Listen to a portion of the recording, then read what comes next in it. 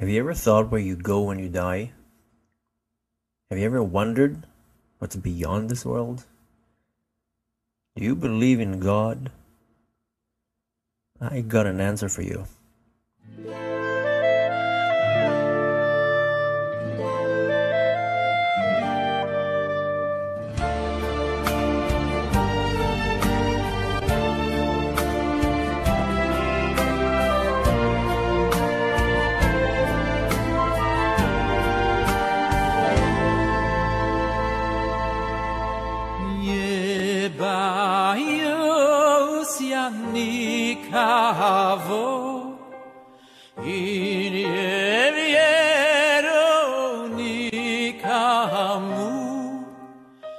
My name is Alon Anava. 9 years ago I had a near-death experience. I was basically dead. Some call it clinical death, others call it near-death experience. I like to call it my life after death experience.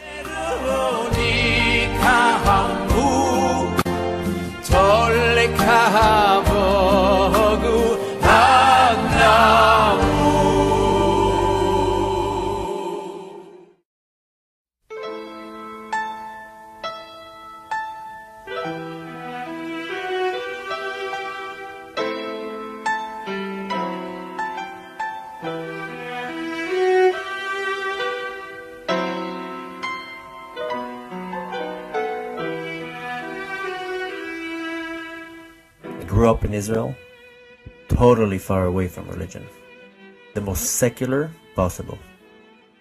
I did not believe in God. I was not spiritual at all. I lived my life how I wanted, totally wild.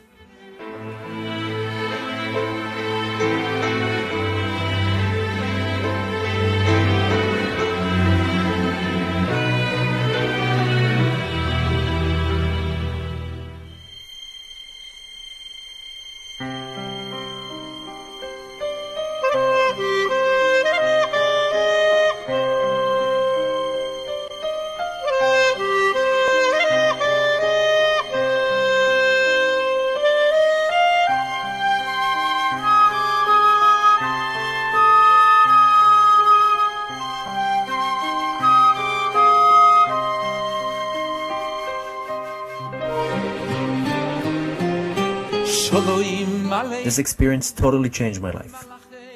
I saw my death, I saw my life till then, and I saw forward my new life that was given back to me. I saw the truth.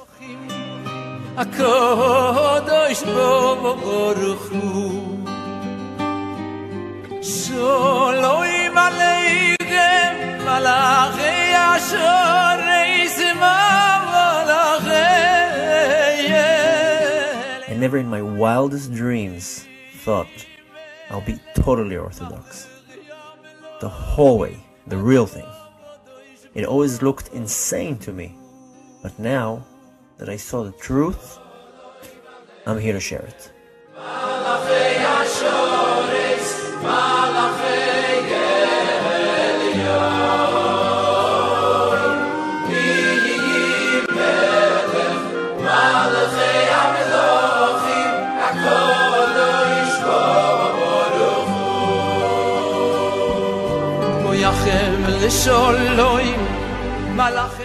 My life changed from one end to the other.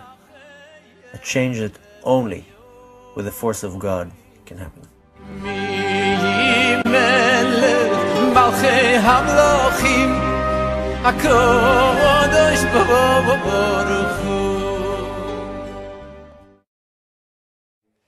My name is Alon Anava, and I was born and raised in Israel.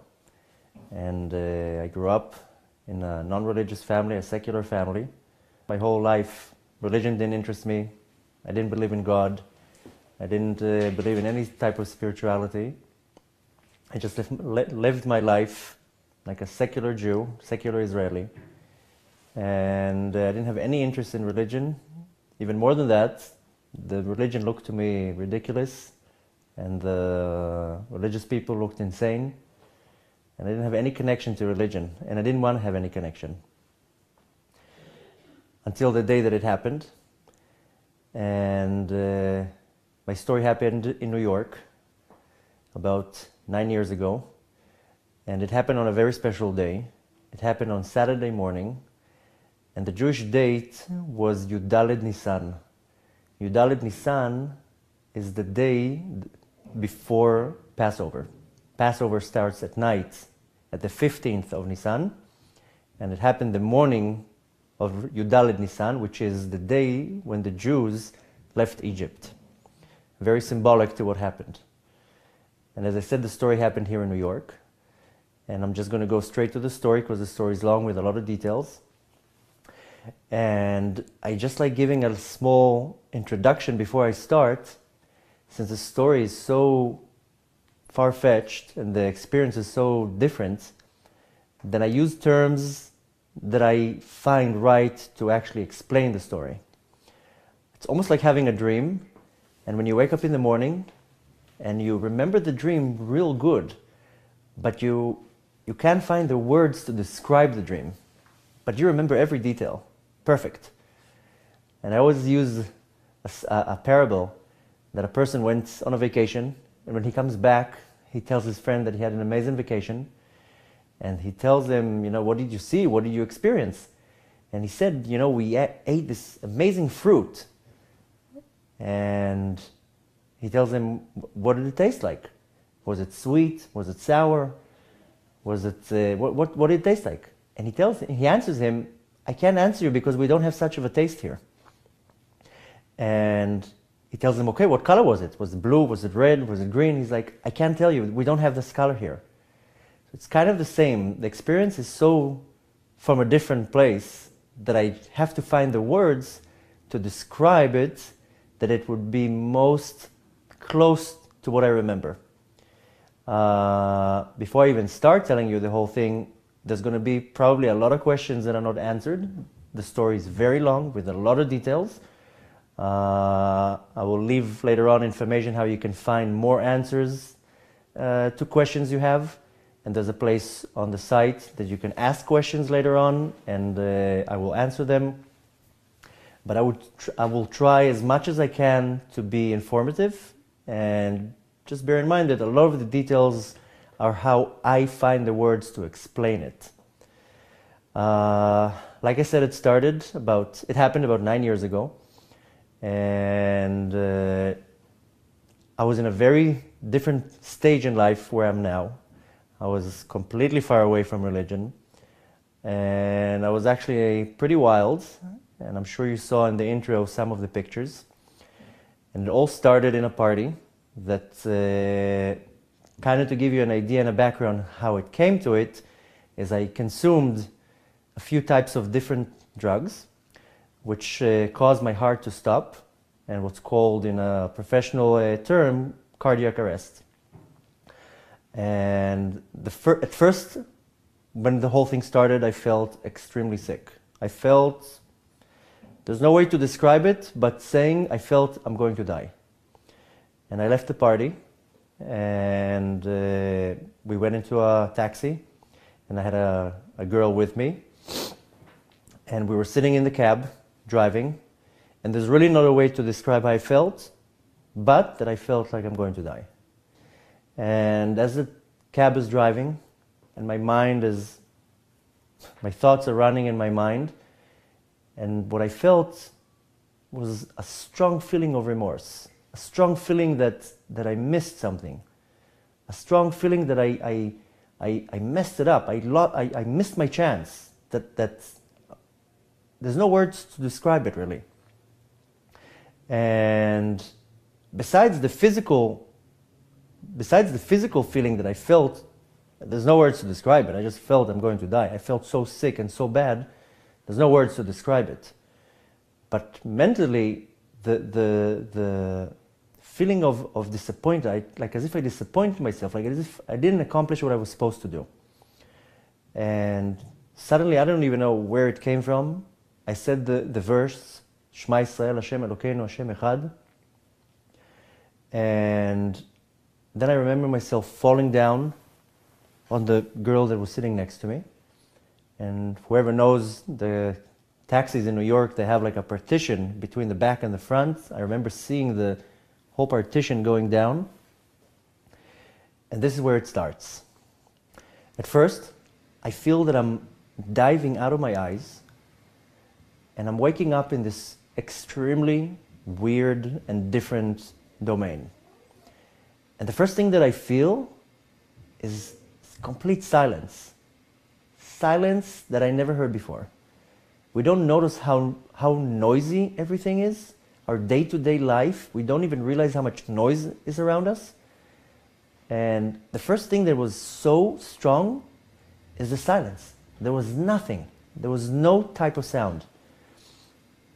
And after that, I started feeling extremely light, like as if I'm floating. The combination of not having any sound at all and like floating, it was so peaceful. It was just amazing, amazingly peaceful. And after that, I noticed that the whole concept of time, there wasn't any time. I didn't have to go anywhere. I didn't have a watch on my hand. I didn't have any appointments. I wasn't limited in time. I was just floating there in this place of nothing, complete silence, and feeling very, very light, and no time. The whole time concept completely disappeared. And the feeling was amazing. It was calming. I wasn't afraid. There wasn't any fear. It was just a calm, amazing feeling.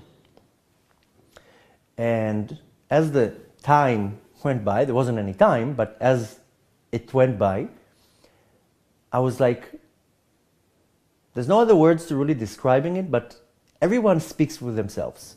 Everybody has their thoughts. And you say to yourself, oh, I have to do this, I have to do that, but you say it in your thoughts. So on the same level of communication, I was like telling to myself in my thoughts, so-called, what's going on? Like, where am I? What's going on? You know, it's very weird. Like, it wasn't familiar. And in the same type of communication, like as if a voice is answering to me, you're dead. This is your death. And I'm like, what? What do you mean this is my death? And it's telling me, you're dead. Alon is dead. And it's kind of like pointing down for me to see something. And I look down, like as if I'm looking down, and I see my body on the girl. And I don't feel like any connection so much to the body. It's like as if I'm seeing something from far away. And a question that I get a lot is, what do you mean a voice was talking to you? So it wasn't a voice. It's very hard to describe it, but the same level of communication that you think with yourself, you have a thought, there's a language in your thought. If you're American, you think in English. If you're Israeli, you think in Hebrew. Same thing with dreams. In a dream, there's a type of a communication, but there's no voices in a dream. There's nobody talking to you in a dream. There's just some type of a very intellectual level of communication. So the same thing, that voice that I call the voice was communicating with me. And the same thing that in a dream, you kind of see things in a way that is familiar for you, but it's a different reality. So when I was saying it was kind of like pointing down, it wasn't a hand pointing down. It was more of a knowledge telling me, look down. Anyways, I'm looking down at the body, and I don't feel any connection. It's like seeing a movie. And I say, this is how Alon dies? This is like, that's the end? In a cab in New York? This is like the story of Alon? And it tells me, yes, you're dead. This is how it ends. And it didn't like faze me in a negative way. It wasn't like that I was like, oh, I died. Oh, what a shame. It didn't faze me. I was like floating in this beautiful place that I didn't see anything. It was like having my eyes closed and just lying in this quiet place. And as the time went by, which again, there wasn't any time, but as the scene went by, I felt like I'm being pulled up a little bit higher and a little bit higher and everything seemed like as if I'm lying on my stomach looking down. And the whole time I'm seeing the scene of my body on the girl in the car, and then something amazing happened. It's like as if I dived through the girl, and it's like as if I scanned her life from the day she was born to the present. And it went like a split second, but at the same time, it looked like a whole lifetime. And when I'm saying I scanned her, it's like as if I lived in her body and I saw her memories, I thought her thoughts, I felt her pain, everything that she went through from the first day she was born till that second I saw. Now it wasn't that I was like sitting and watching like 50 screens and seeing everything going on. It was going simultaneously. So I like lived her life in a pace of this world, but at the same time it was like a strike of lightning.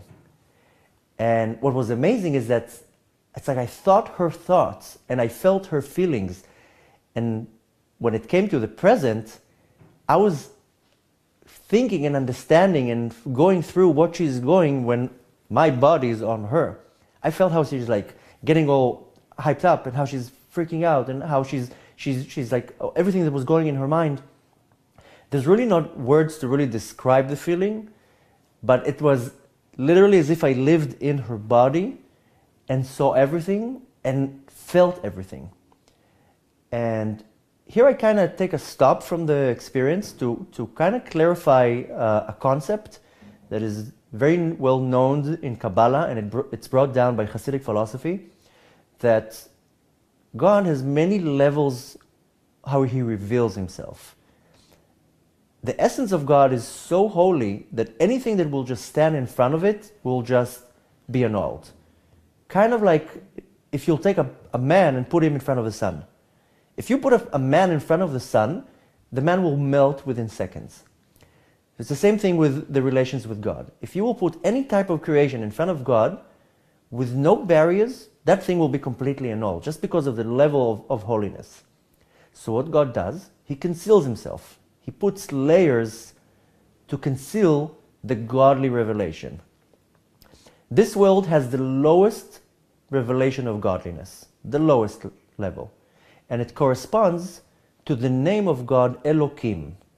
The numerical value of Elokim is Hateva, nature. What we see in this world as nature, that's God. That's God revealing himself to us, to the creations on this world, and the way he reveals himself is in the shape of nature. So when we see trees and water and sky and animals and anything, vegetation, everything that we see, that is God. You see God all day long. You don't realize that it's God. You don't accept that it's God, because it's just God concealing himself so much that that's how we see God. And this world is basically bound by sizes.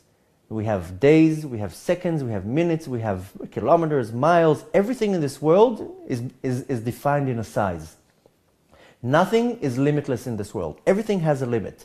If it's a second, to a minute, to an hour, to a day, to a month, to a year, or if you go by the size, it's 1 feet, 2 feet, a mile, 2 miles, a continent, but nothing is limitless.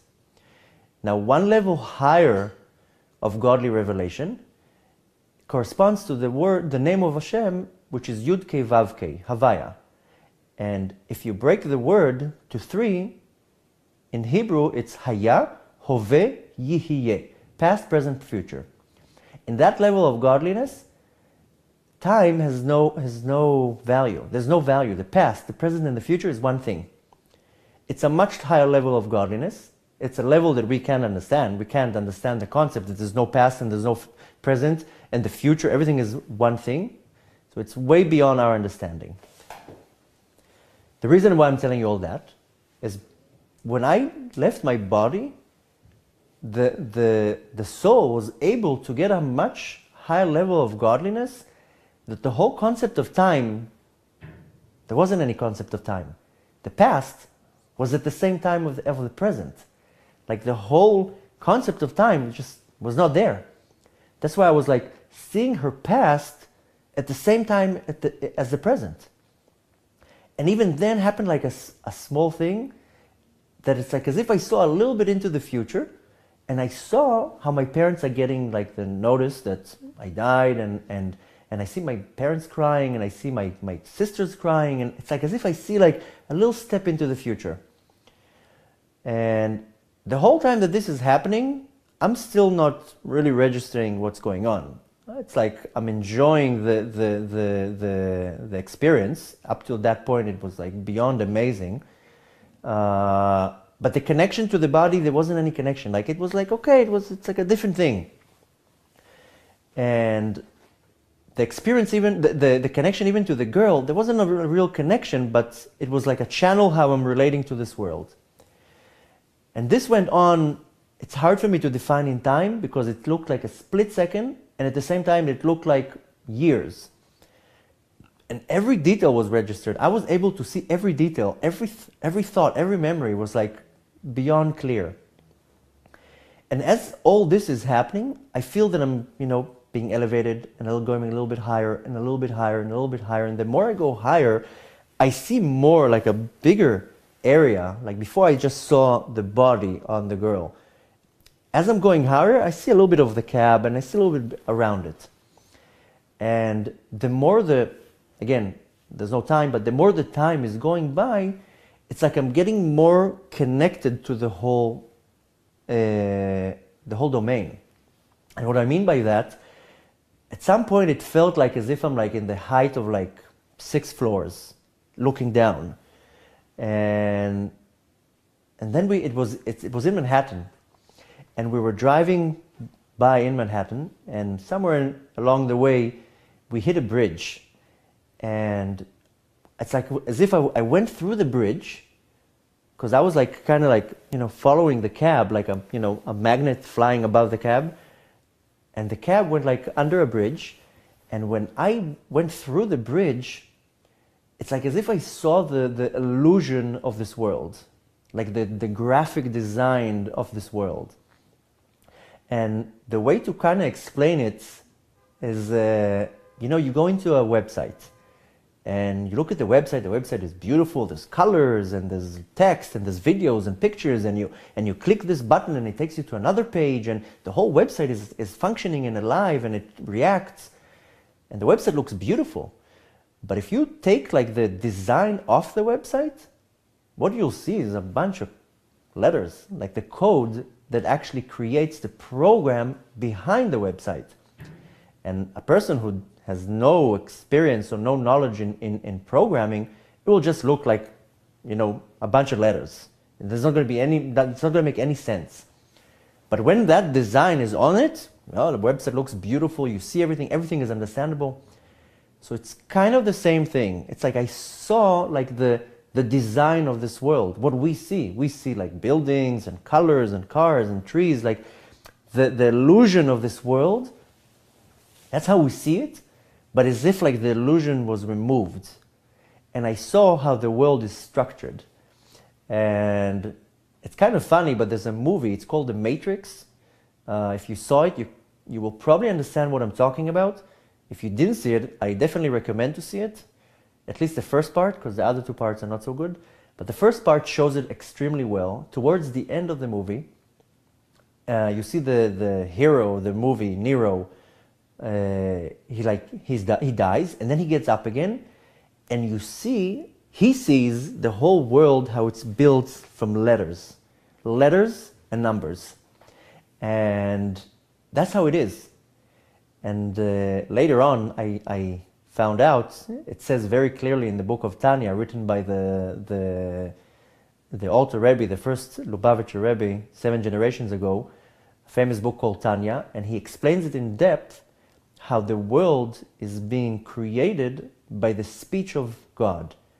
In the first book of the Bible, it says God spoke and he created the world, and he spoke and he created the earth. He spoke and he created the heaven. So in the Tanya, it explains very, very in depth and very clearly that the world is being created by the letters that God is speaking. And the letters, they create this world. So I was able to see like I call it the illusion of this world, because what we see, it's not really there. It's like it's what our eyes and mind is programmed to see, but in actual it's not. And actually in that movie I said, The Matrix, even though it's like a Hollywood production and there's a lot of action and shooting and killing, the concept behind the movie is brilliant. The whole movie is based on Kabbalah, on Judaism. It was written by the Wachowski brothers, and they took the whole concept of Judaism based on Kabbalah, and they made a movie out of it. If you can take the action out of it, you can see the concept amazingly clear. But to really put it in simple words, it's like I was able to see the illusion how the world is created. And more than that, I said before that the world is like defined in measurements. It's like I saw how the illusion is being combined, how the limit is combined with the limitless. There's really no words to really define it. And like I said in the beginning, I don't stop on too many details. Whatever's not clear, you can ask later, and hopefully I can answer.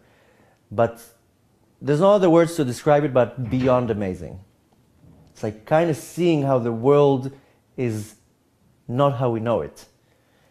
And then happened even something even more amazing. I was like literally in the height of like 6 floors, and we drove like past a building, and at the same time I was able to see everything that's going on in the building. Every little apartment, every little room, whatever was happening there, I saw it simultaneously, like as if I'm sitting in this big room, and it's like I see 1,000 TVs, but I'm able to understand and register everything that's going on at the same time. And it's funny, I always add that my wife, when I met her, she was getting closer to religion, and she had her doubts. She was going backwards and forth. And when I told her that part, she was like, she was telling me this part, everything registered. Because up to now, I felt that, there's 6 billion people in this world, trillions of creatures. Why would God think of me? Like, who am I to God? I'm one of billions. Why would he even care about it? Does he even know that I exist? And she said, when I heard that, I realized that if you were able to see in one building at the same time everything that's happening to tens, dozens, or hundreds of people, I understood that every little piece of creation, God notices and has a personal connection with it. And it's exactly like that. Even though it happened like in this world's time, like a split second, it's like as if every scene had its moment, had its time. And I was able to see not only what's happening there, like as if I'm looking out of a TV. I was able to understand and feel the feelings, and everything was registered. When I'm saying registered, it's like as if I was looking at the person that was sitting in the room and feeling what he felt, thinking what he thought. If that person was sad, I felt the sadness. If the person was happy, I felt the happiness. It was like as if I was able to tap into everything at the same time. Now this whole part that I'm talking about in this life was seconds. But this whole part looked like I'm there for years. It looked like I'm there for not eternity, but it just looked like years. And to kind of sum it up, how it was in general, it was an amazing feeling, no pain, no fear, was really relaxing. I didn't have any worries. I didn't have anything negative. It was just like as if something was embracing me and hugging me, and it was like amazing, amazing feeling. Unfortunately, it didn't go on for long. Suddenly, without any warning, I felt like something is just jumping behind me and like wrapping me in like this blanket, let's say. And within a split second, I'm waking up in this completely pitch dark domain, when I feel something is like grabbing me from behind, and not grabbing me, like squeezing me to a point that I can't even move. Before that, I felt like all free and floating, and at this point, I felt like that thing is holding me so strong that not only that I can't move, it was painful. And when I'm saying pitch black, there's no way to describe how dark it was. I always give an example like that you wake up sometimes in the middle of the night and the room is completely dark, and you like, for a few seconds, you kind of don't know what's going on where you are, but then you see a little bit of light coming from the window and maybe a little bit of light shining from the alarm clock, and okay, I'm in bed, and you kind of relax. The darkness was just nothing but darkness. It was black, thick black. And I know it might sound like maybe childish, but it was so scary. The darkness was beyond scary. It was just pitch black. And then up till then I felt that I'm facing down, looking down. At that point I felt like I'm kind of turned over and I'm looking up. And that thing was squeezing me so strong, it felt like it's like smashing me. And everything turned over. Like it was suddenly extremely scary, extremely painful. I didn't know where I am. I didn't know how I got there. I kind of like lost, let's say, memory for what happened a few seconds before that. I just woke up there. And there's no other words to really describe it, but fear, that there's no way to describe this fear. And in my mind, my thought, I'm like, I knew kind of what's going on. It's like I knew it was a level of understanding that you just know something. I just knew that something is not good. And at this part, there's a lot of details, and I don't go into all the details, mainly because a lot of viewers I found are not so interested to hear because they're a little bit harsh. Like I said before, if you're interested, there's a area on the top of the blog where you can, or the top of the site where you can kind of ask questions. But basically what I felt is that black thing, I call it the black thing because it was pitch black. You can kind of call it the angel of death. I just call it the black thing because that's how it felt. And beyond the fear and beyond the pain, it felt like, first of all, I didn't know how I got there. And more than that, I didn't know how I'm getting out of there. And I always connect it to a scenario. Imagine a person that gets sentenced to jail for 40 years. Now, 40 years, it's not fun. But the person knows that in that 40 years, he's going to have where to sleep, he's going to have what to eat, he's going to have friends, he can interact with the people. Now in jails you can study, you can do many things. He knows he's going to be somewhere, he's going to be safe. And at the end of the 40 years, he's going out. So he kind of knows what's going on, even though it's not fun, but he knows what's waiting for him. Imagine, on the other hand, a soldier that gets captured by the enemy.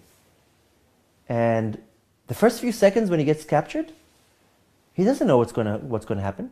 In his mind, he can be dead in an hour, or he can be thrown in some pit somewhere and being tortured for 10 years. He doesn't know what's waiting for him.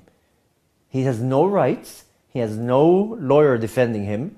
He has no family visits. He has nothing. He's captured by the enemy that wants to basically kill him, torture him, do anything, the worst that you can think of. Imagine what's going on in the mind of the person. Magnify that 1 billion. I knew I was being held by the worst thing ever. I knew that there's no way for me to get out of there. In my mind, in my thoughts, I was like, that's it. That's my eternity. And it's not that I was stuck on a beautiful island. That thing was so scary, there's no words to define how scary it was. And I always give another example. Imagine that hypothetically we would take a man and throw him in space. Of course, a man can't survive in space, but hypothetically, let's say you throw a man in space. So he's just floating in space, knowing that 1 billion miles this way there's nothing, and 1 billion miles this way there's nothing. There's basically nothing all around him, and he can't move. He's just floating in the space. kind of the same idea. That's how I felt, that I'm in the middle of nothing, there's nothing around me, and I can't move, and I'm basically stuck there. And unfortunately, the feeling was just going and becoming stronger and stronger and stronger and stronger, like kind of having an anxiety. It was just becoming worse, more scary and more frightening. And the thing that was holding me, the way to define it in easy words, it's like I saw the devil in the shape of a human, and he's basically telling me, you're mine. I own you, and you're mine, and that's it. And in different words, it's basically you're out of luck, because I'm going to do whatever I want with you. And there's really no words to define the fear. It's an endless fear. It's an endless fear of, I don't know what's waiting for me. And then started all the pain in it. It's not like a physical pain that you fall and, you know, there's a pain. Okay, so you take a painkiller. This is not that type of a pain. It felt, first of all, that it's not holding me. It felt that it's ripping me. That it's basically taking pieces of me and ripping them off me. And there's no way to really describe the pain, because it's not a physical pain. A physical pain is there's a limit. At some point the pain stops, either you faint or either you take a painkiller. This pain didn't stop. It was just accelerating and echoing. And it wasn't a physical pain, it was more like a spiritual pain, a mental pain. There's really not words to really describe what's a spiritual pain. But to start with, it's a pain that doesn't stop. And it's a pain that becomes stronger and stronger. And it's like a mental pain. And the more the time passes by, everything is just getting worse and worse and worse. And it seemed like I was there, I'm not exaggerating, it seemed like I was there for eternity. It seemed like I was there for 5 million years. And I'm by myself there, and it was the most scariest thing I can ever imagine. There's literally no words to describe how scary it is. Knowing that nothing can get you out of there, nothing can help you, and that thing is just, it won't let go. And it was echoing, basically, you know, you're mine. I'm gonna rip you to pieces. That's it. And at some point, it's like as if I understood everything. I knew exactly why I'm there. I knew that I basically messed up. I did bad things. I knew this is payback time. This is the time, that's it. This is time to pay. And the more the time went by, it's like I felt like I've been pulled through a funnel, and the pulling is like as if ripping pieces off me. There's no words to really describe the whole scene. And as this thing is going, it's like I feel like I'm going through, like, I can't say feel like I'm going through a tunnel, because it just was like this big empty domain. But it's like as if flying in, you know how you see the movies like Enterprise and Star Wars, that a spaceship is like flying in space, and you see like objects are just moving.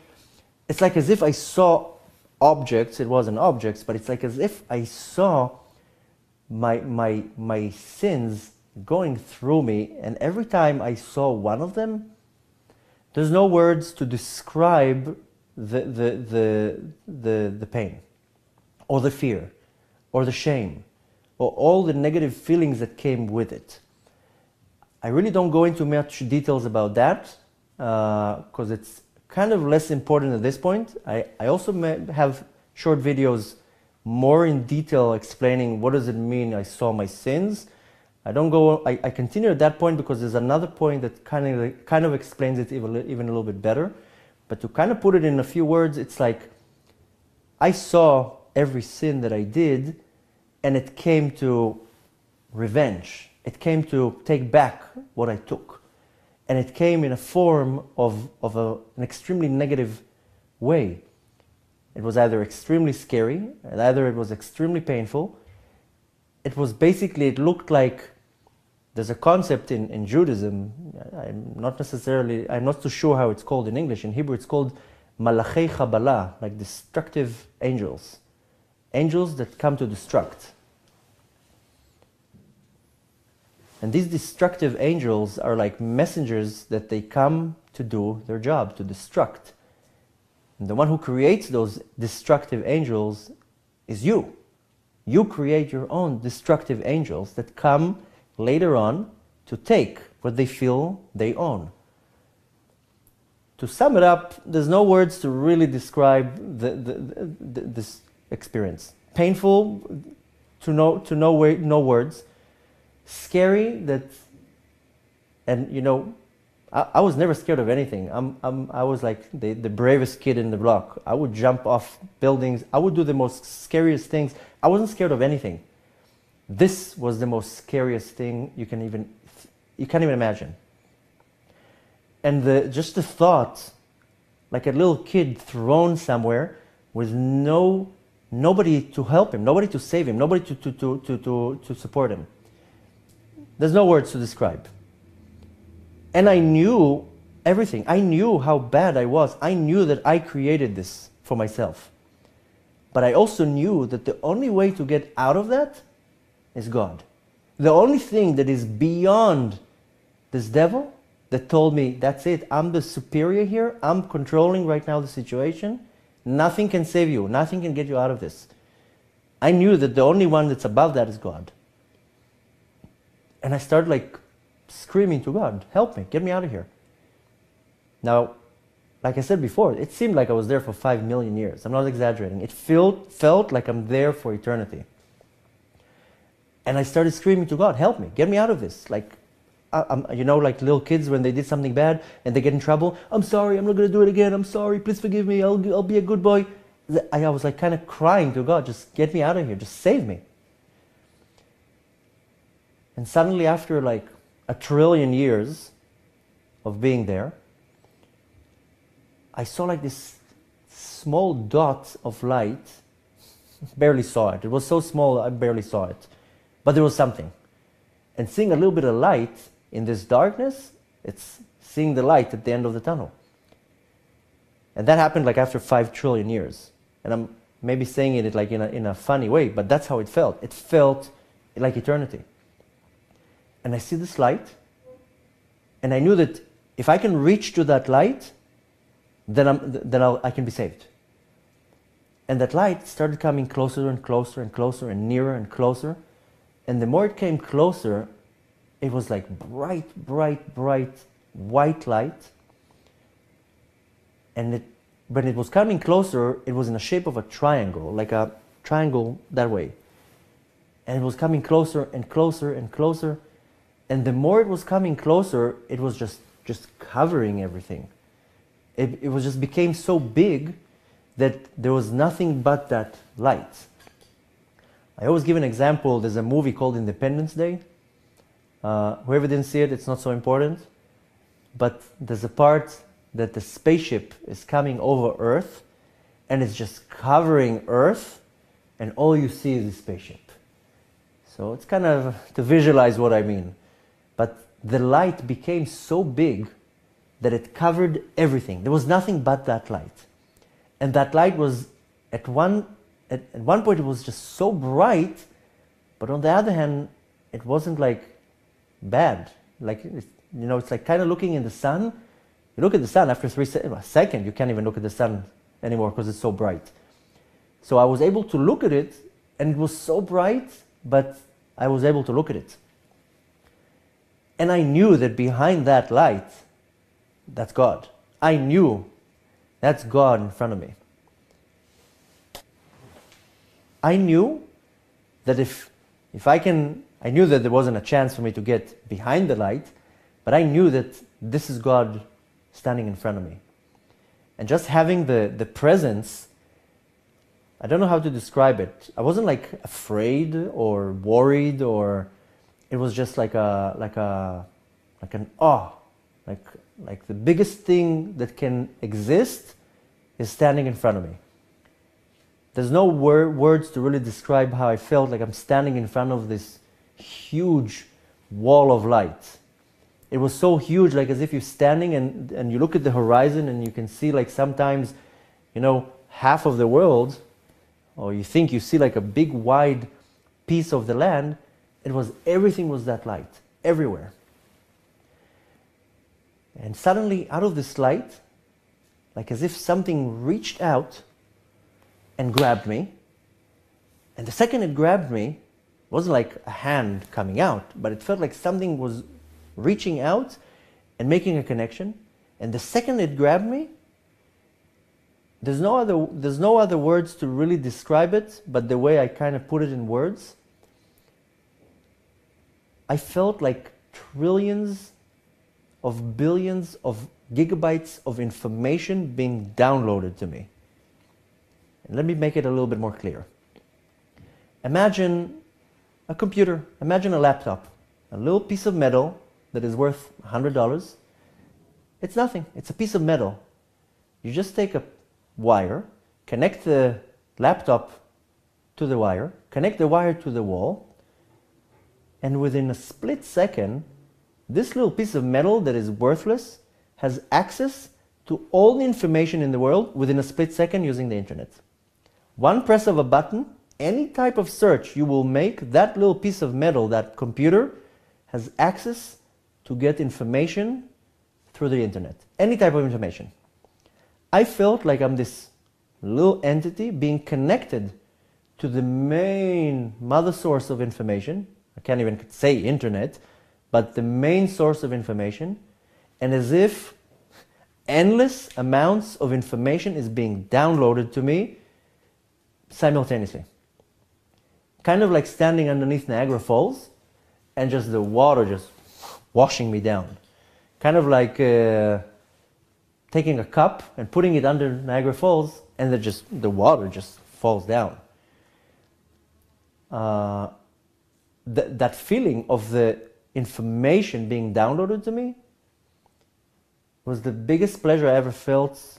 There's no words to describe the type of the pleasure, but it was beyond pleasure. There's no pleasure in this world from any type of anything that is even closer to this. The pleasure was beyond words, beyond understanding. Any type of pleasure in this world is very, very limited, very short. An hour, half an hour, a few seconds, maybe a day. This pleasure was like eternal pleasure. And the pleasure was the information that was downloaded. It's like as if all the secrets of the universe was downloaded to me. And kind of to give another example, going back to that same movie, The Matrix, there's a part that they put him to sleep and they download to him some information for about 5 seconds. And when he wakes up, he says, "I know Kung Fu." Like within 8 seconds, they downloaded the whole program and martial arts that it takes you 50 years to master, he knew that within a split second. It's like every type of information, all the secrets of the universe, everything was in my hands. I saw everything. I just felt everything. Everything was just clear, like as if I'm sitting on the top of the world and I see beyond this world's best secrets. There's really not a lot of words to describe. I remember a lot of what I saw, and I don't go into details in this movie what I saw. It's just too much. You can find answers to that on the blog. But I have to stress that the feeling was just beyond pleasure. There's no words to explain the pleasure that I felt because of that. It says in the Talmud that the souls of the righteous people who sit in heaven, in Gan Eden, they pleasure the glory of Hashem, of God. They don't see God necessarily. They just sit in heaven and the glory, the shine of the glory of God, they just sit and enjoy that. And that pleasure is understanding the wisdom of God. The understanding the wisdom of God gives the soul of the righteous people tremendous pleasure. That's what it says in the Talmud. And this is what it was. I was able to see God's wisdom and derive non-normal pleasure from it. There's no words to describe that pleasure. And when I get a lot of the question, but what did you see? What do you mean you saw God's wisdom? What are the secrets of the universe? There's no really words to put it in. It's just, there's no words to put it in. It's just understanding something that is beyond what our mind can understand. Our mind is limit, and this is limitless. Something limited cannot understand something limitless. And as this whole process of the downloading of the information, first of all, nothing stayed. I didn't have the ability to hold it. I didn't have the ability to sustain it. It just washed me. I didn't have the vessel to actually hold that information. And as it was going, as pleasurable as it was, there was also a tremendous strong feeling of the opposite of pleasure, that I can't hold it, that I can't sustain it, that I can't grasp it and keep it. It says in many sources that our acts in this world creates that spiritual vessel, that when our soul leaves the body, it has the tools to actually hold that godly light, to hold that godly revelation, to be able to hold that godly wisdom. I wasn't able to hold it. I was able to see it, I was able to enjoy it, but I wasn't able to hold it. So simultaneously, there's a tremendous feel of pleasure, and at the same time, this very strong feeling of the opposite of pleasure. I don't really know how to define it, because it wasn't really sorrow. It was just a feeling of that I can't keep it. Almost like taking a little kid to a toy store and letting him run there, and at the end of the day tell him, okay, now we have to go home. You can't keep any of the toys. You have to leave all the toys here. Now it's time to go home. At this point, some kind of a line of communication started, and it's like as if God is telling me, why even calling me? Like, what are you bothering me about? Why are you even screaming for help? And from this point, it was like everything changed. I woke up in this huge domain, completely dark, and I'm standing in the middle of the domain, completely naked. Of course, naked in a spiritual way, not clothes. I didn't come with clothes up there. And all the souls of the Jews are standing around me as one unit. And in front of me standing a whole group of prosecutors and judges. It's like I find myself in a courtroom. And that feeling of the nakedness, first of all, the embarrassment, there's no words to describe the embarrassment. This is not a regular embarrassment that you slip on the street and you're embarrassed a little bit, or somebody finds out that you said something about them and you're a little bit embarrassed. This was like beyond words embarrassment. The feeling of nakedness was, it says in the Mishnah that when a person does a mitzvah in this world, when a person does a good deed, he kind of creates a garment around him. And when a person does the opposite of a good deed, he creates a blemish on that garment, kind of a stain. But at least he still has the garment. I didn't have any garments. I didn't have any good deeds. I didn't have any mitzvahs. I didn't have anything. I came up there completely naked.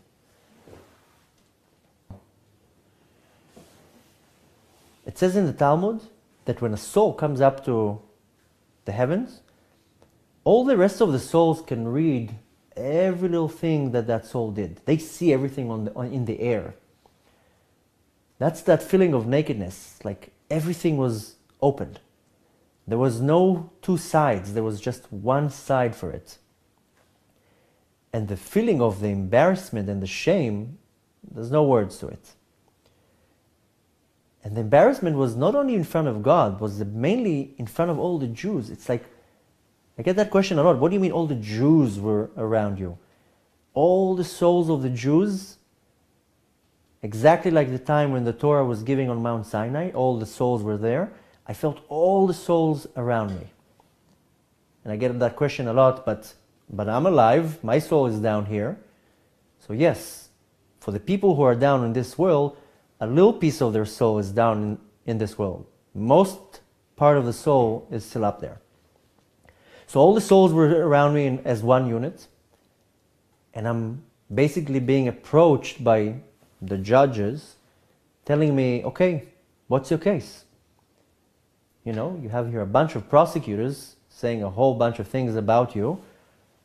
What do you have to say?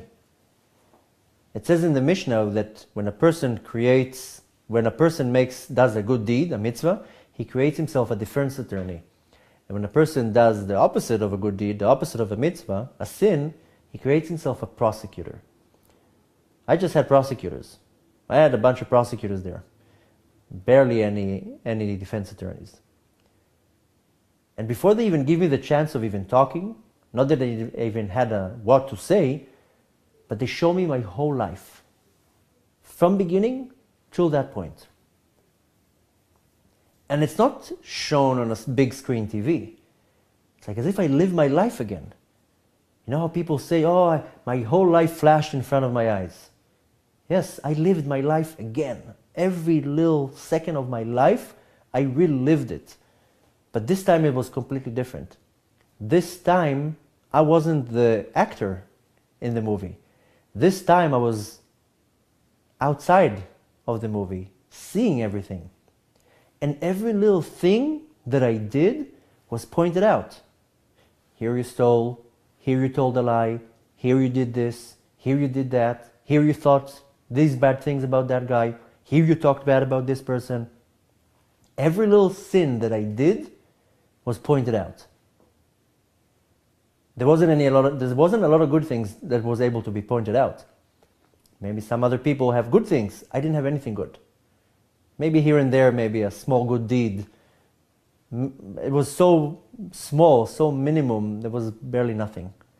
But every little bad thing that I did was pointed out. As it was pointed out, the feeling of the shame, of the embarrassment, there's no words to describe the embarrassment, how I felt. Because I felt like everybody around me are righteous, and I'm the big wicked man that basically messed it up for everybody. I'm the one who messed it up for everybody, for millions of souls. I'm the one. There's no words to describe the embarrassment. I didn't even know where to bury myself. It was so embarrassing. And when I say everything was pointed out, not only that I saw the actual act that they said, here you saw, I saw the spiritual blemish that I created with that sin. To really put it in words, it's very, very hard and very long. But to kind of explain it, every act that we do, we don't realize that. Every act that we do in this world creates a spiritual blemish in higher worlds. This world is like a reflection of the world above, and everything that we do here echoes up there. So every sin that we do, we create a blemish, a spiritual blemish that the entire universe gets affected by that. And those blemishes were pointed out. The fact that I stole from that person something, okay, so he suffered from it. No, everybody suffered because a spiritual blemish was created. A void was taken from the perfection of the creation. A piece was taken out. Every sin creates this huge blemish, and all these blemishes were shown to me. Anyways, I didn't have what to say. I didn't have any defense. A regular person can maybe, have an argument. Okay, maybe some of the time he wasn't so good, some of the time it was good. In a normal case, they take the good deeds, they take the bad deeds, they kind of weigh it, and they see what weighs better, what weighs more. I didn't have any. I didn't have any good deeds. I have here and there maybe a few good things. I didn't have anything going for me. And besides the tremendous shame and embarrassment, it's like I felt like I also let down God. It's like almost like, a young kid that his parents are going on a vacation and they tell him, we're going for 2-3 weeks. You're the oldest, you have to take care of your brothers and sisters. You have to go to school, you have to make your homework, you can't have parties in the house, you can't take the car. They give him a whole list of to-dos and what not to do. They come back after 2-3 weeks from the vacation. Everything that they told him to do, he didn't do. Everything that they told him not to do, he did. They're so upset at him that, they don't hate him. They're just so upset that he disappointed them. That's how I felt. I felt I was sent down to this world with a whole list of things to do and a whole list of things not to do, and I messed it all up. I just messed everything up. So my feelings were, embarrassment in front of all the souls of the Jews, but also in front of God. And when I'm saying embarrassment and shame, it doesn't really emphasize the feeling. It was magnified. There's no really words to describe the embarrassment. It's like standing in front of thousands of people and you're the one who's guilty and everybody's looking at you like you're the worst person in the world. Anyways, I didn't have anything to say for my defense. It was just a lost case. So at that point, they kind of gave me two options. The first option was going back to that black thing that brought me there. And they told me, he'll already take care of you. He'll take you where you're supposed to go. Which was pretty obvious where it will take me. And that wasn't an option. The other option is you go back down to this world, but this time there's no other chances. This time you cannot come back and say, I didn't know. You didn't tell me. I wasn't prepared. This is your last chance. You're coming back down to this world. And at that point they showed me like my whole life forward. From that point on, till the end. And they said the first thing you need to do is you need to behave like a religious Jew. Like a Jew's supposed to behave. The way that the Bible instructs a Jew to live, that's how you have to live. And I saw like myself with a long beard and the whole look, the whole thing. I saw my whole life forward. And above that, you have a big debt to cover. All those years that you weren't behaving like how you're supposed to, you have to pay the debt. It's not just going to be erased. You have to fix all the blemishes that you did. That's the second thing. The third thing, you also have to say to whoever you meet what you saw, what you remember. Obviously, there wasn't obviously there wasn't the option of thinking, okay, maybe let me think about it for one day. It was obvious which one I'm choosing. But they warned me. This time there's no second chances. You cannot come back and tell us, oh, I didn't know, you didn't tell me, I wasn't prepared. This time you know everything. And they actually literally showed me my whole life forward. Every little detail of my life was shown. Every little part. And the main thing that I remember is how I looked like a religious Jew. Like, you saw the picture, how it started. For me, it was like a completely different world. And I saw the vision, how I look with a long beard and the whole life and everything, the whole thing. No discounts. You cannot say, this I want, this I don't want, I'll do this, I'm not going to do that. No discount, the whole thing. And remember, and it was echoing as a warning, last chance. You can't mess up. Next time you come up, that's it. No other chances. So obviously, I didn't need time to think about the deal. I was like, where am I signing? Where do I sign? Just get me out of here. And I'm saying it in a funny way, but it wasn't so funny. It was very scary to think that the other option is not coming back. The other option of going to where that thing that brought me there, that wasn't an option. That was, maybe I didn't stress it out much during the part before. There wasn't an option of even thinking that I need to go back there. Anything that I needed to do, just not to go back there. Because I even know how worse it will get if I would have gotten back there. So at that point, there wasn't even an option. I knew what I'm choosing, and I was like, where do I sign? Just tell me where. That's it. The deal is done. And it's like I felt like as if I'm shaking my hands, closing the deal. And all the parts of the deal was, they gave me all the condition, all the terms and conditions, everything, what you're supposed to do, what you're not supposed to do, every little detail was handed over. That way I can't, there's no second chances. And the second I signed the deal, my eyes opened up in the cab. And the first thing that I do is I kind of wake up. And the girl is screaming, and the cab driver is screaming, and the whole mess in the car. And of course I'm like completely, not connected to the world. I just landed from heaven. And she's screaming, and the cab driver is screaming, and there's a whole mess. And she's screaming, "You're dead, it can't be, you're dead." And I'm like, "What are you talking about? I just passed out, nothing happened, And the thing is that I didn't remember anything. I was like really out of it. And I didn't remember anything. I just remembered like something very, very strange happened. And I kept mumbling, something took me. And she was screaming, "You're dead, it can't be, you were dead." You can just imagine the mess that was in the cab.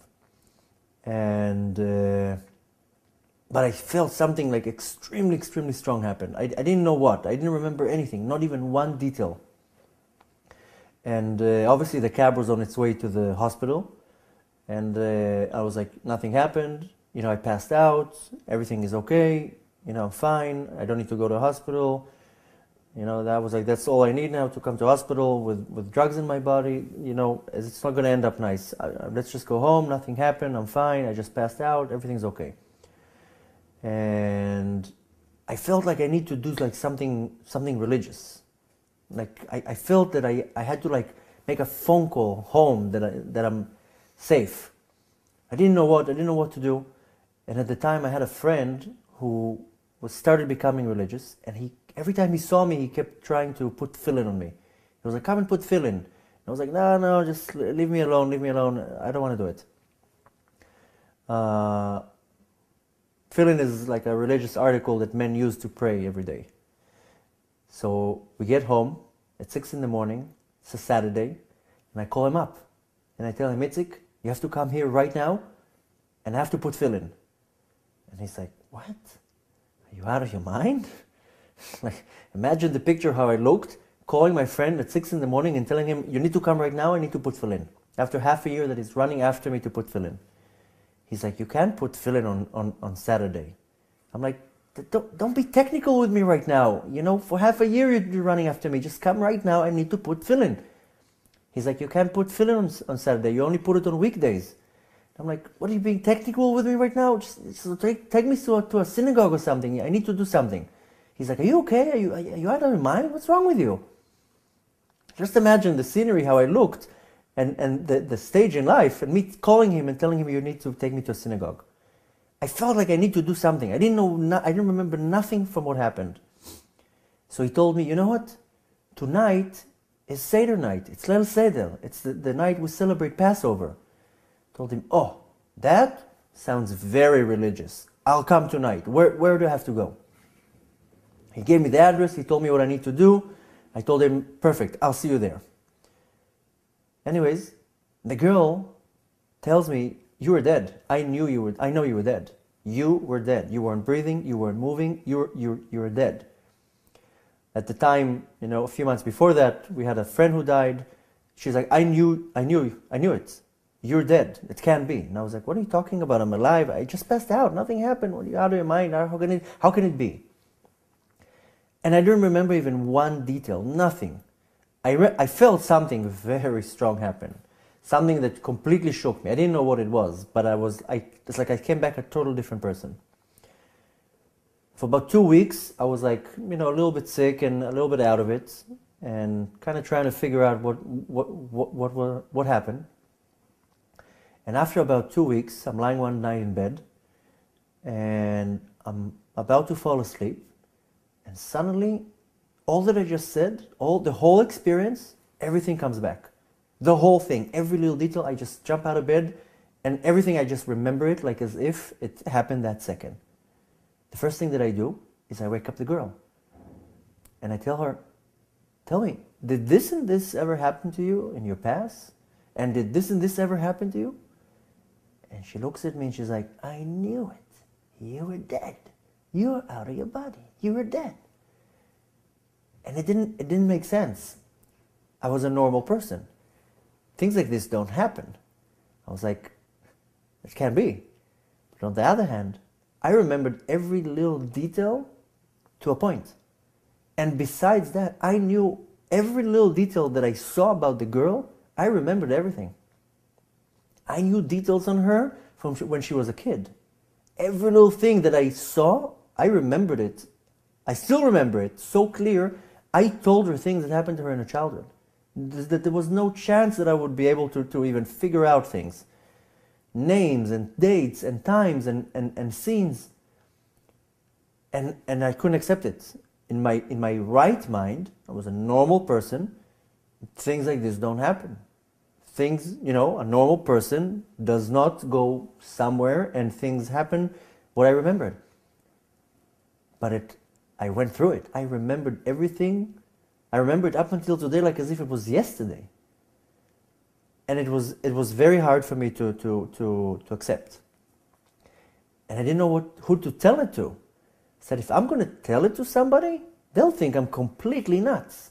They'll institute me on the spot. They'll be like, you lost it. You're completely mad. And I said, if I tell it to the religious people, maybe I'll go to some rabbi. I thought the rabbis will think I'm nuts. I was like, I didn't know who to tell it to.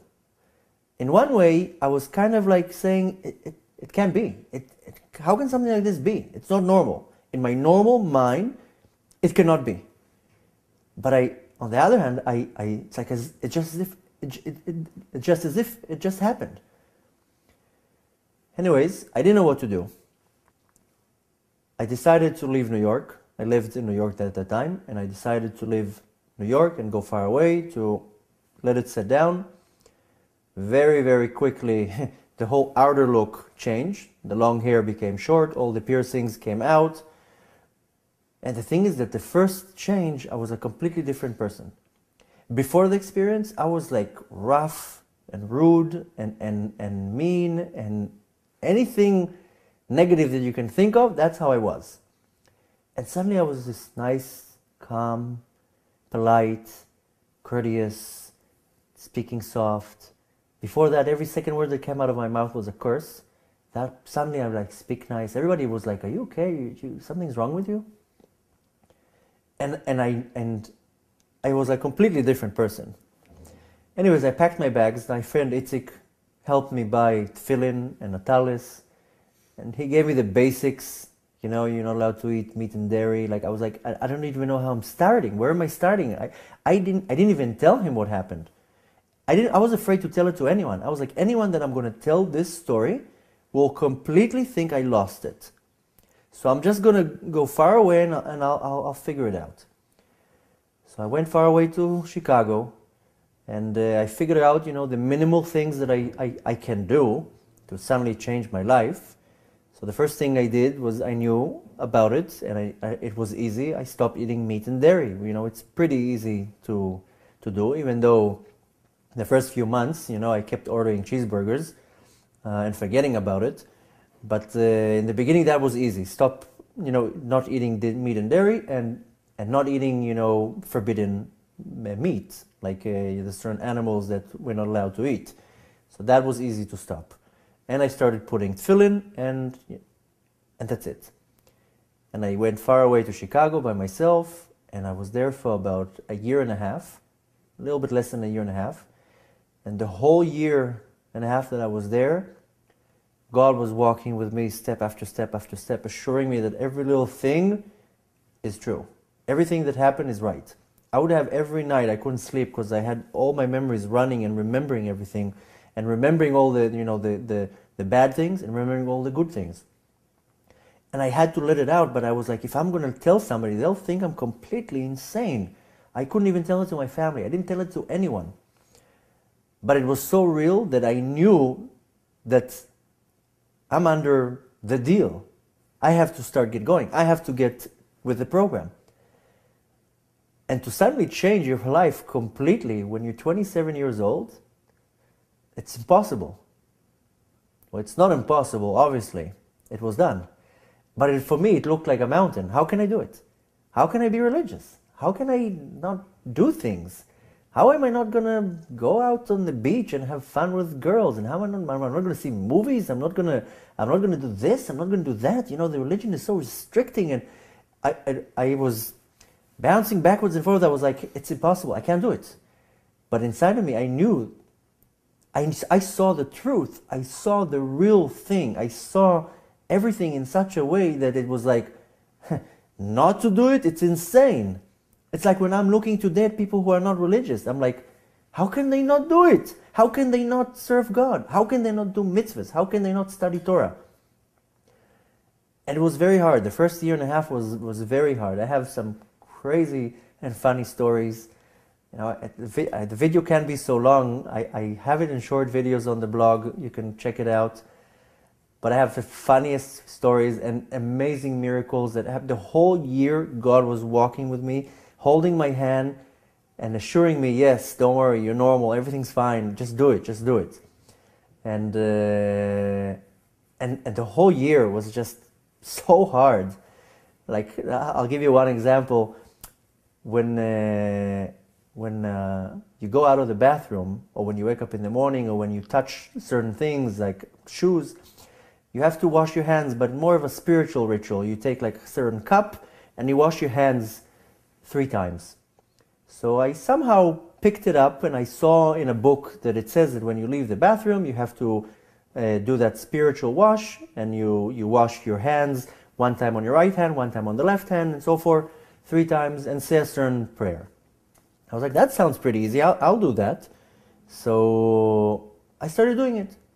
And one day my friend, the famous friend Itzi, came and visited me.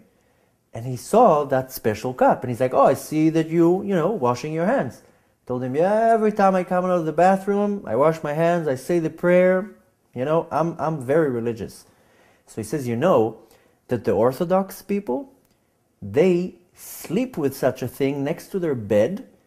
And when they wake up in the morning, before they even put their feet down on the ground, they wash their hands. I was like, what? That's insane. Those crazy Orthodox people, I'm never going to do that. Such a little thing, it looked to me like completely insanity.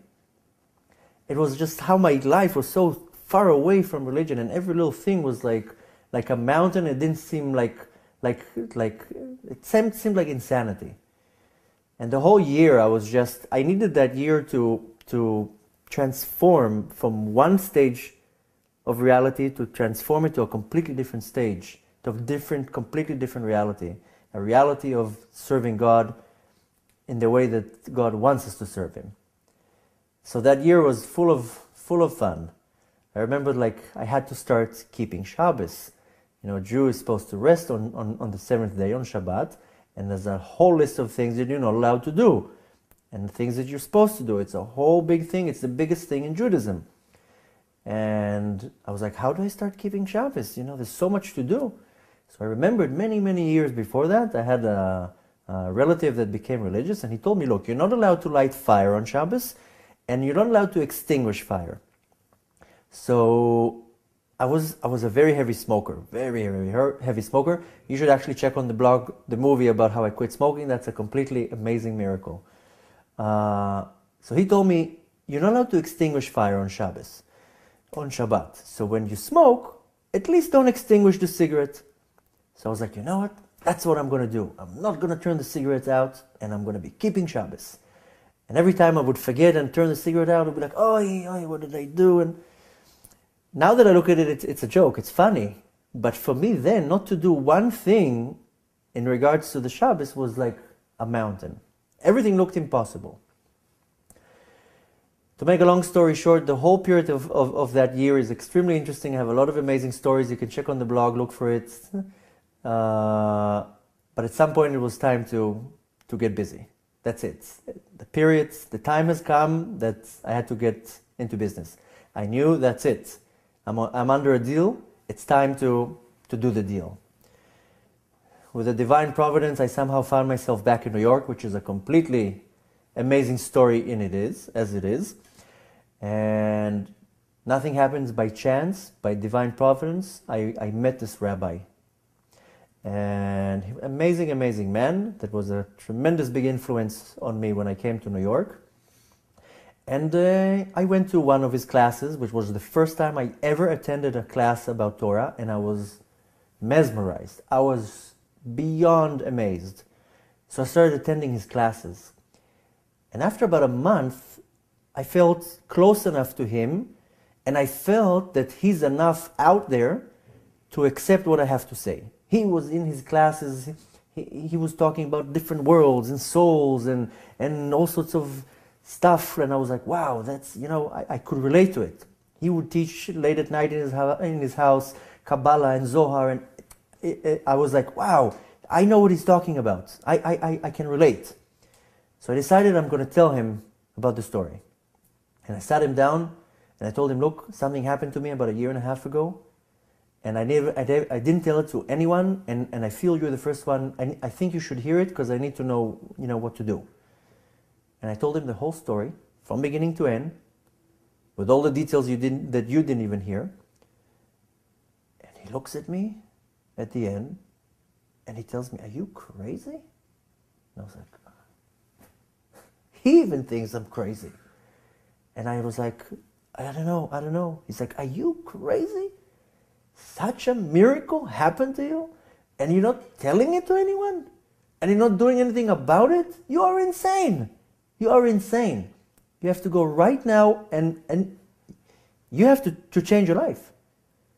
And from that point on, it was about 3 months that everything changed. I was with a long beard, the black suit, the black hat, full board in yeshiva, the whole thing, the whole 9 yards. I was ready. At that point, I was ready to take the leap. I was ready to make the jump. It took 1.5 years to prepare, but I was ready to make the change. And very fast, I was already in yeshiva. I started to study. I started to follow everything. And in the first few months, every couple classes, the rabbi would talk or teach about a certain concept, and I would be like, I remember that. I saw that. I remember that. I know about that. I knew things. I would read things and explore and find out that everything that I saw is backed up by dozens of books that we have here, whether it's Hasidus philosophy or Talmud or Mishnah. And everything that I saw started to come into pieces and make sense. And then it was this time to start telling it to people. And you can just imagine how I felt to sit in front of somebody and tell him what I just told you.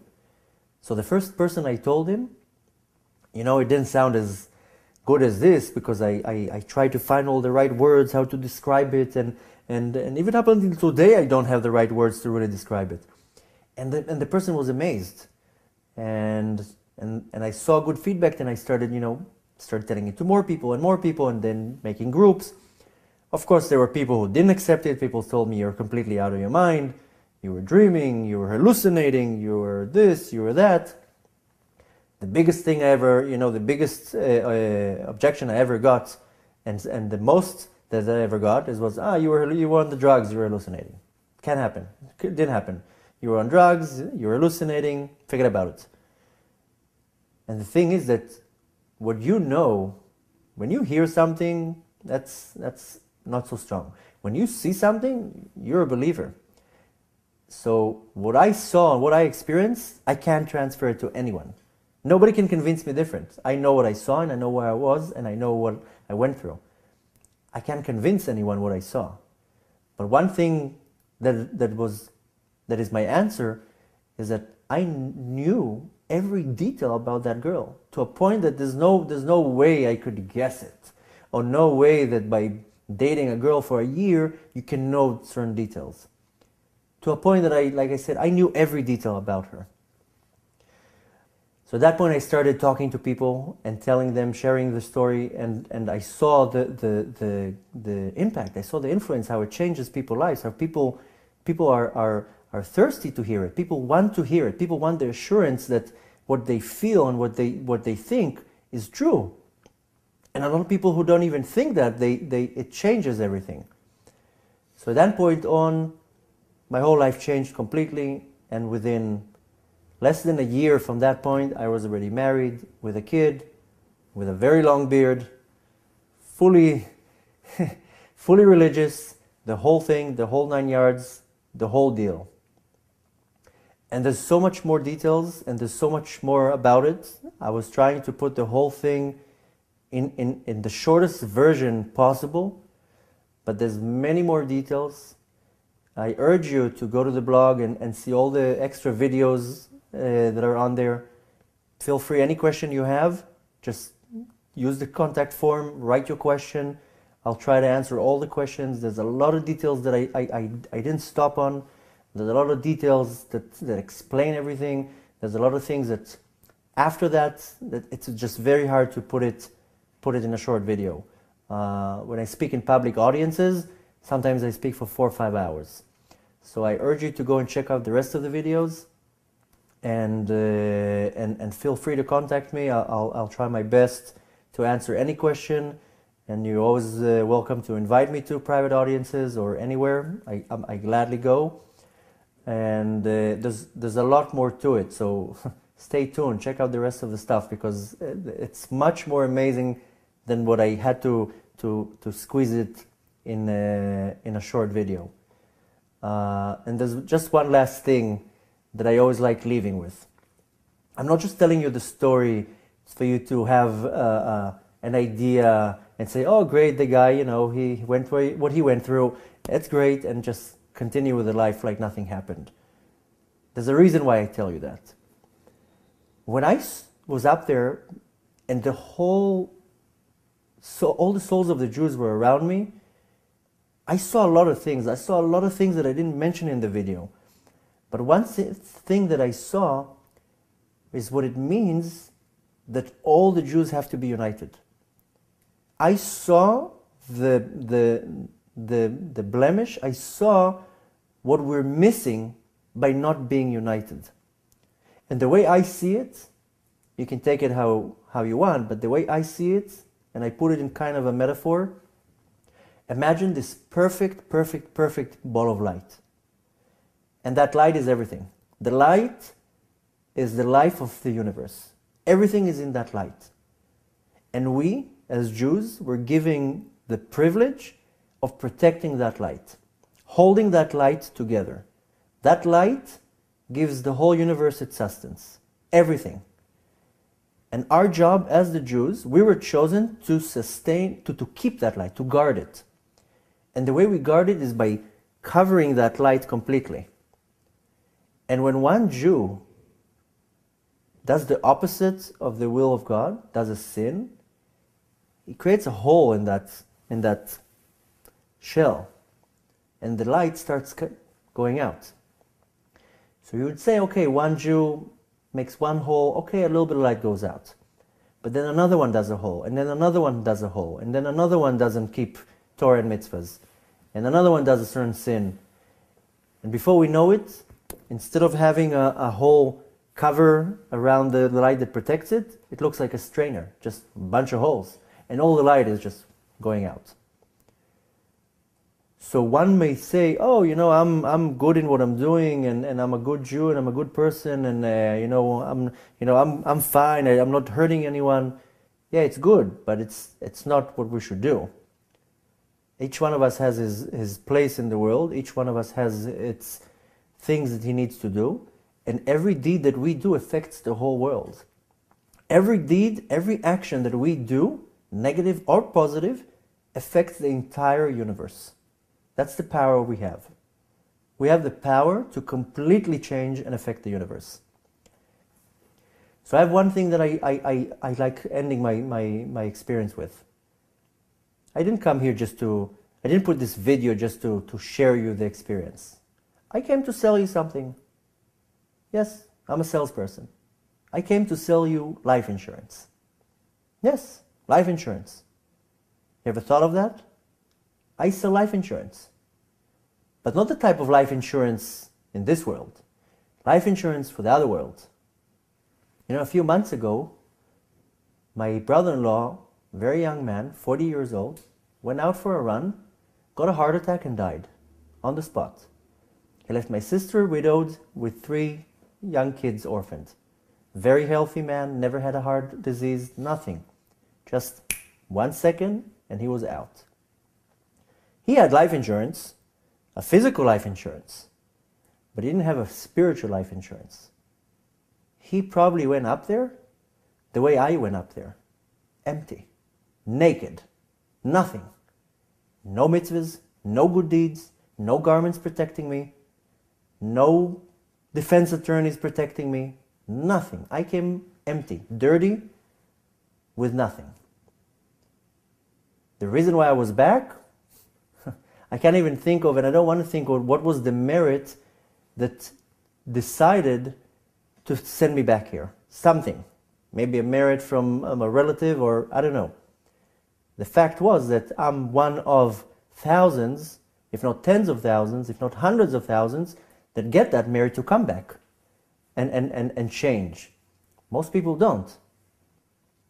And most people, if they don't prepare themselves in this life, they come up to the next world with nothing. With nothing to protect them, with nothing to be on their side. Now, there's no really words to describe it, but I can assure you, it's not an easy ride. It's not so fun to come to the end point with empty hands, with nothing in your hands. So the same thing, the same way that a person in this life, he cares about his loved ones, he purchases a life insurance, a few dollars a month. He says, okay, if something happens, it's an insurance. If something happens, my loved ones will be taken care of. My wife, my kids. Why not to do a spiritual life insurance? Don't you care about what's going to happen about when you leave this world? When you leave this world, you're not taking nothing with you. Nothing but your good deeds. You're not taking money, you're not taking nothing. You can only take your good deeds and the Torah that you studied. That's it. So the question is, how are you preparing yourself to get to the other side? Are you preparing yourself at all? Are you even thinking of preparing yourself? A person suddenly just dies. People don't just prepare for the day of their death. People don't just, get a warning, hey, in 2 weeks you're going to die, so maybe you should pack your things. There's no sign. You just go. So what I sell is life insurance. Spiritual life insurance, afterlife insurance. The kind of insurance that will ensure you that when you get to the other side, at least you come with something. To make a complete change from being completely not religious and jumping to the other side and becoming ultra-Orthodox, okay, that's not for everybody. It's not the easiest thing, trust me. It's a everyday battle. But something. I came with nothing. I didn't even have one good deed that I did consistently. Something small. Give charity every day, a few pennies every day. Give a smile to somebody, help somebody, do something small. That something small can win an entire universe. When you're standing in front of those judges, everything is just weight. Sometimes a small deed is worth so much. Some small deed that you do in this world can change completely how you're being judged.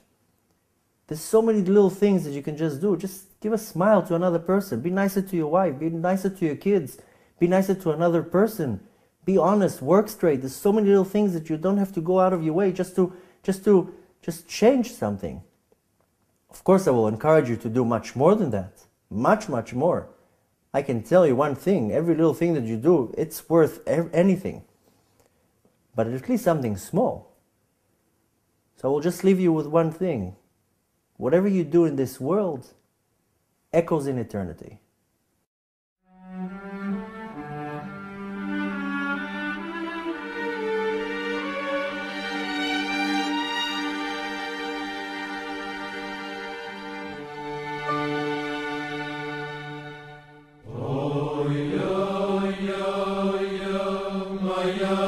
Ya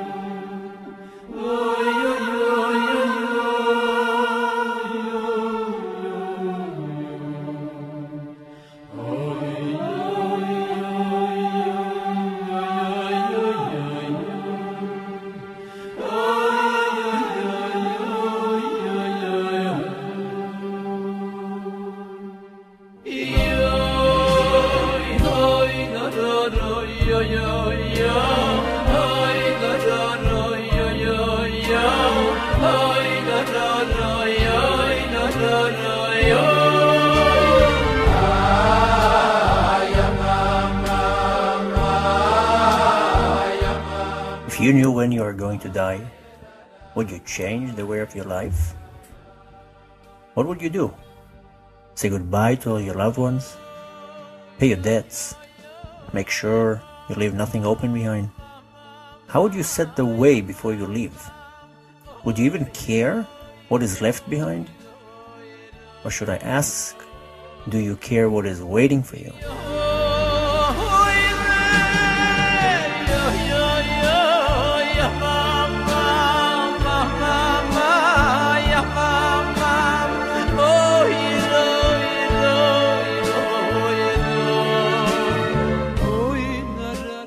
Did you ever stop to think, what is your life about? What am I doing here? Can I do better? Do you know what a small thing in this world can do? A small mitzvah, a good deed. Wow, if you would have any idea what it does for you and the rest of the universe, you would only run after that.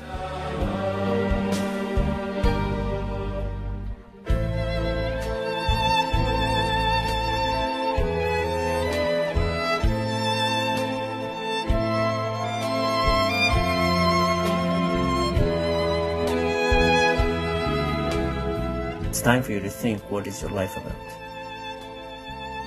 Just living your life day after day, running after nothing? That is not what you are here for. You are here to do a change.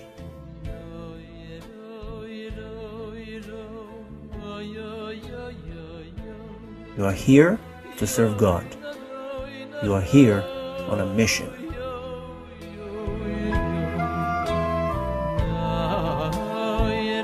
It says in the Mishnah in Pirkei Avos, in the second chapter, ואל תאמר לכשאפנה אשנה, שמא לא תפנה. Don't say, I will do it when I get there, because you might not get there.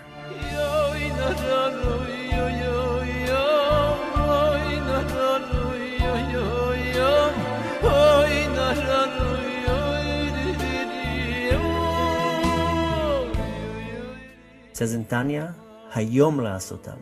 Today is the time to do it. Not tomorrow, today. Today you can do the change. Now I'm not saying it's easy. I'm not saying to go crazy, but something. One small deed can make a huge difference.